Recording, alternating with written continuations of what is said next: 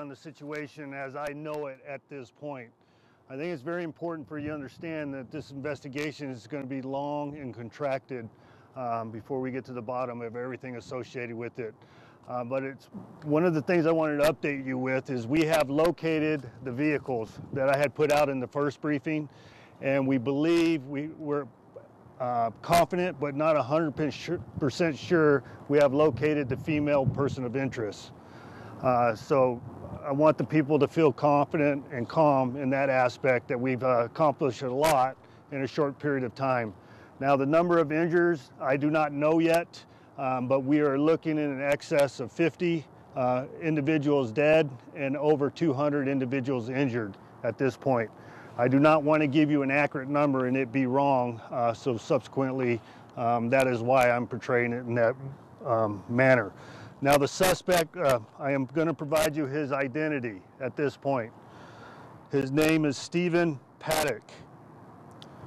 Last name spelled P-A-D-D-O-C-K, with the date of birth of 4/9/1953.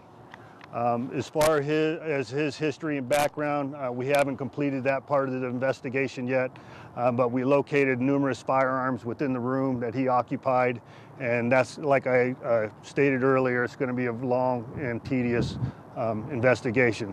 Now, we're bringing in all the resources of the FBI to assist us in this investigation, in particular to their victim witness advocates and their CSI folks to help us process the scene and ensure that we're getting all the evidence that we can possibly obtain. Now, furthermore, I want to provide you the phone number that I said I would provide in the first briefing. That number for family and friends to get an update on loved ones is 1-866-535-5654. One more time, 1-866-535-5654. Obviously, this is a tragic incident and one that we've never experienced in this valley.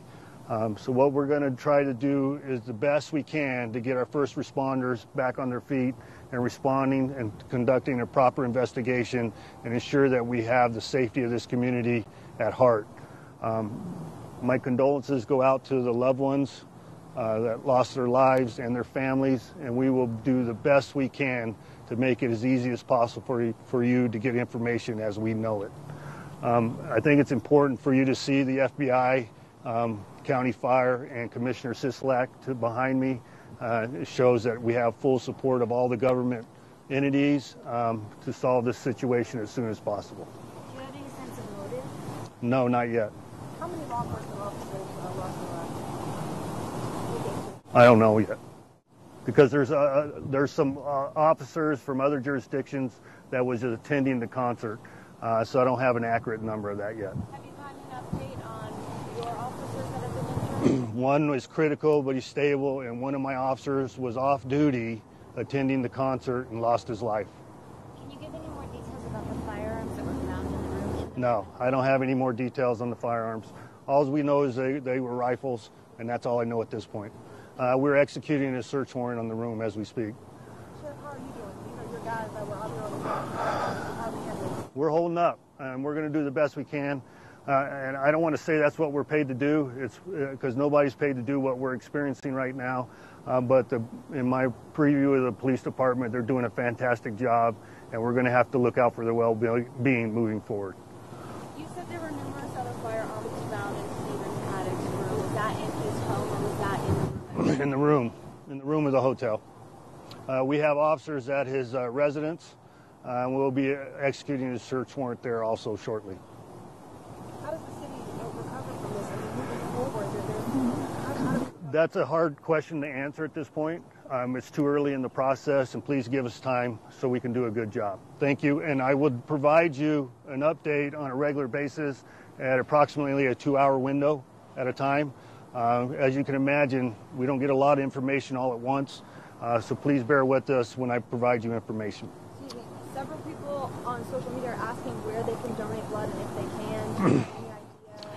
The phone number that I provided, we will get that information out, but right now I'm not comfortable providing that information because we're overwhelmed in the medical services at all the hospitals right now. But the United Blood Services has responded, and then once they get all their personnel on the ground and more people in place, we'll be able to provide that info. So this number is for people looking for their loved ones? Looking for their loved ones. Are families still being directed to come here? Yes, ma'am.